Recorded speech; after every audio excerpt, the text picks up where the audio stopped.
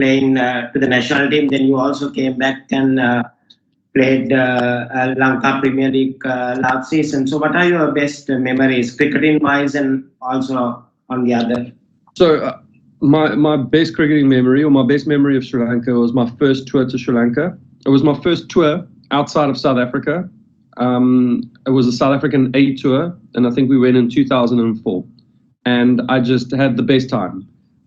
We went to the mall in Colombo, and it was the first time that I bought DVDs. I think they were bootleg DVDs, but we bought them anyway. I was eating different foods for the first time. We went to the tea plantation. Dilmah tea plantation. We had a car accident. Our bus we crashed, and two police officers got badly injured. Actually, I hope that they're okay today. I don't know, but then we had to jump into the bus with the Sri Lankan. So we sat stranded on the side of the road for about 5 or 6 hours before the Sri Lankan bus arrived. We went to Kandy, and at the hotel there was elephants cruising around the hotel. I mean, I just absolutely loved it. Like from the cricket perspective, I can't remember what happened. It didn't matter. It was just one of the most amazing tours. And every time I went back to Sri Lanka, I just wanted to experience more of it.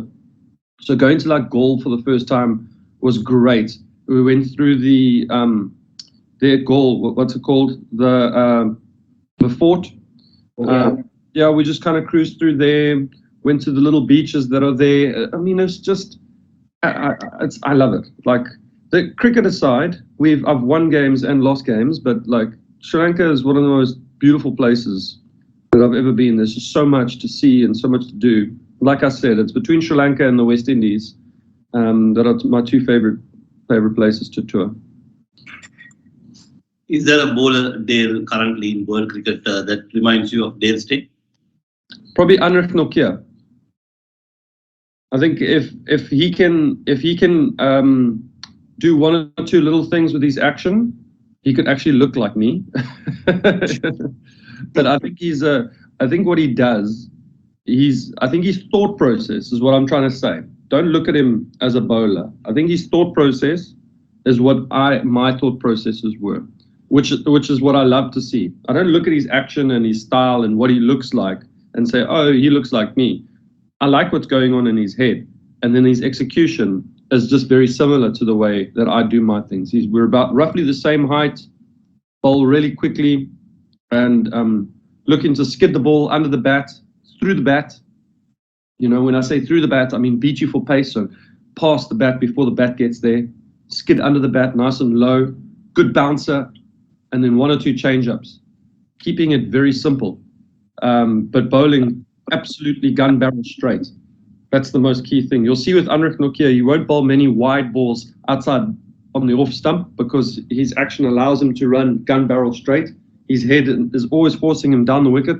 It's never dragging him to cover, which means that he's always attacking the stumps. If he bowls a wide, it's more going to be down the leg side because it's gone with the arm. To a right-hander I'm talking about. So, yeah, probably Anrich Nokia. Dale, you've spoken about the Sri Lankan fast bowlers. You've played with most of the Sri Lankan greats, the batters, but what do you see of the young batting lineup of Sri Lanka, Charita Salanka, Pathum Nissanka, those kind of players? You must have seen only a little, but what have you seen of?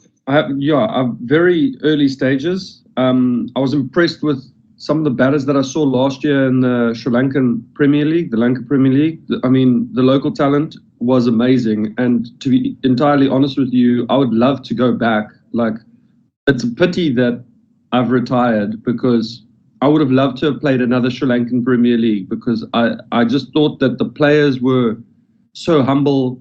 None of them were big-headed in a sense that, and don't get me wrong, I'm not saying that other tournaments there are people that are big-headed. I just found that they were so humble. Everyone was just happy. They were all in the same kind of same mind space. But there was so much talent. I wasn't there for very long, but I loved it. And ideally, I wouldn't mind to go back to commentate or even go back to work with one or two of the teams, because I love being on the field. I actually love being on the field. I feel very uncomfortable being in a collared shirt and trousers and shoes on a cricket field. It just doesn't feel right to me, especially not right now. I still want to be in my shorts and running shoes and running around and doing things. But yeah, Akuso Pereira, after the knock that he played against South Africa in that test match in Durban, he caught my eye immediately. He was great. He was my captain at Kandy Tuskers. Sri Lanka looks like he's come out and he just looks so good. He just looks he looks unbelievable. But yeah, I think a lot of talent. I wouldn't mind spending some time in Sri Lanka to watch them, because they're just guys are good.